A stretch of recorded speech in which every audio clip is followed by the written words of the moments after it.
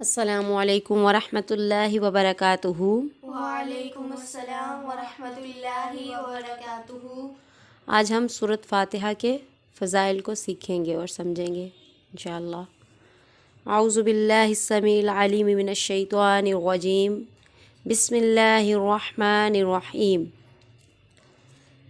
ابن عباس رضی اللہ تعالیٰ عنہ نے فرمایا، ایک دفعہ جبرائیل علیہ السلام اللہ کے نبی کے پاس بیٹھے ہوئے تھے اور اللہ کے نبی نے اپنے اوپر سے زور سے کسی دروازے کے کھلنے کی آواز سنی اور سر اٹھا کر فرمایا کہ یہ آسمان کا ایک دروازہ ہے جو آج کھولا گیا ہے اور آج سے پہلے کبھی نہیں کھولا گیا۔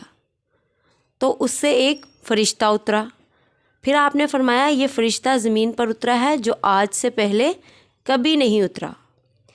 اس فرشتے نے سلام کہا اور کہا، آپ صلی اللہ علیہ وسلم کو 2 نوروں کی خوشخبری ہو جو آپ کو دیے گئے ہیں اور آپ سے پہلے کسی نبی کو وہ نہیں عطا کیے گئے۔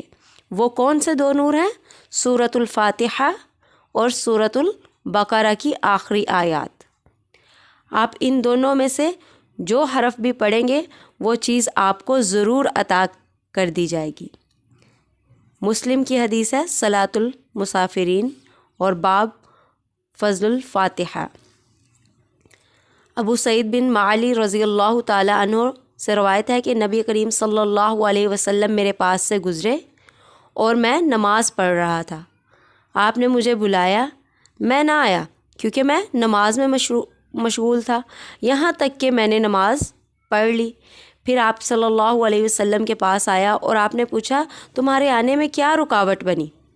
میں نے عرض کیا، یا رسول اللہ میں نماز پڑھ رہا تھا۔ فرمایا کہ اللہ تعالیٰ نے نہیں فرمایا کہ اے لوگو جو ایمان لائے ہو اللہ اور اس کے رسول کی دعوت کو قبول کرو؟ پھر فرمایا، کیا میں تمہیں مسجد سے نکلنے سے پہلے قرآن مجید کی سب سے عظیم سورت نہ سکھاؤں؟ پھر نبی کریم صلی اللہ علیہ وسلم نے مسجد سے نکلنے لگے تو آپ نے کہا کہ مجھے اللہ تعالیٰ نے الحمدللہ رب العالمین یعنی سبع المثانی عطا کی ہے۔ سبع المثانی کا مطلب ہے 7 آیتیں جو بار بار پڑھی جاتی ہیں، اور یہی قرآن العظیم ہے جو مجھے دیا گیا ہے۔ پھر حضرت ابو سعید خدری رضی اللہ تعالیٰ عنہ فرماتے ہیں کہ ہم ایک سفر میں تھے، راستے میں اترے تو ایک لڑکی کی آواز آئی، وہ کہنے لگی کہ قبیلے کے سردار کو سانپ نے کاٹ لیا اور ہمارے لوگ غائب ہیں، تو کیا تم میں کوئی دم کرنے والا ہے؟ تو ایک آدمی گیا جس کے متعلق ہمیں بالکل گمان نہیں تھا کہ وہ دم کر سکتا ہے، اس نے اس سردار کو دم کیا تو وہ تندرست ہو گیا۔ سردار نے اسے 30 بکریاں دینے کو کہا اور ہمیں دودھ پلایا۔ جب وہ واپس آیا تو ہم نے اس سے پوچھا، کیا تم واقعی دم کر سکتے تھے؟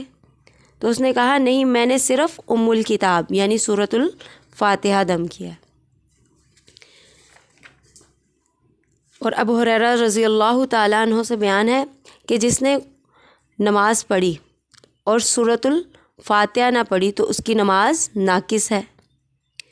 3 دفعہ فرمایا تو ابو ہریرہ رضی اللہ تعالیٰ عنہ سے کہا گیا، ہم امام کے پیچھے ہوتے ہیں، تو فرمایا اسے اپنے دل میں پڑھو، کیونکہ میں نے رسول اللہ صلی اللہ علیہ وسلم کو یہ کہتے سنا ہے کہ اللہ تعالیٰ نے فرمایا، میں نے صلاۃ یعنی نماز کو اپنے اور اپنے بندے کے درمیان، صلاۃ سورۃ الفاتحہ ہی کا نام ہے، میں نے صلاۃ کو یعنی سورۃ فاتحہ کو اپنے اور اپنے بندے کے درمیان 2 حصوں میں تقسیم کر دیا، اور میرے بندے کے لیے وہ ہے جو اس نے سوال کیا۔ تو جب بندہ کہتا ہے الحمدللہ رب العالمین تو اللہ تعالیٰ فرماتا ہے کہ میرے بندے نے میری حمد کی، اور پھر جب بندہ کہتا ہے الرحمن الرحیم تو اللہ تعالیٰ فرماتے ہیں میرے بندے نے میری ثنا بیان کی، اور پھر جب بندہ کہتا ہے مالک یوم الدین تو اللہ تعالیٰ فرماتے ہیں کہ میرے اور میرے بندے نے میری تمجید یعنی بزرگی بیان کی۔ پھر بندہ کہتا ہے ایاک نعبد و ایاک نستعین تو اللہ تعالیٰ فرماتا ہے یہ میرے اور میرے بندے کے درمیان ہے، اور میرے بندے کے لیے وہ ہے جو اب وہ سوال کرے گا۔ تو سوال کرنا بھی اللہ تعالیٰ نے ہمیں خود ہی سکھا دیا۔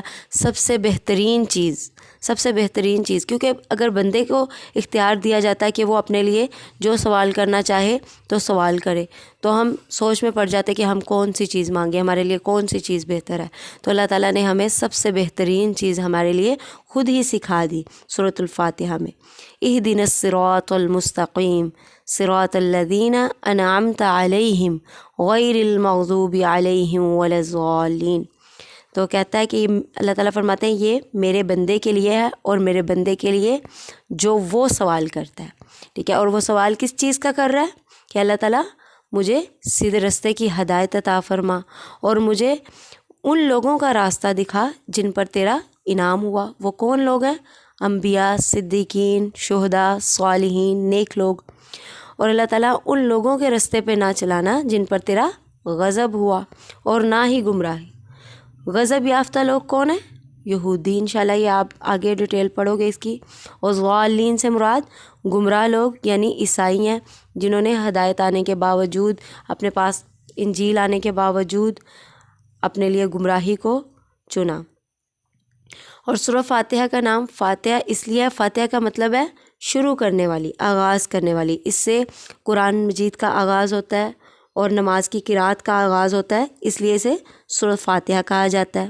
اور اس سورت کا نام الحمدللہ رب العالمین ہے۔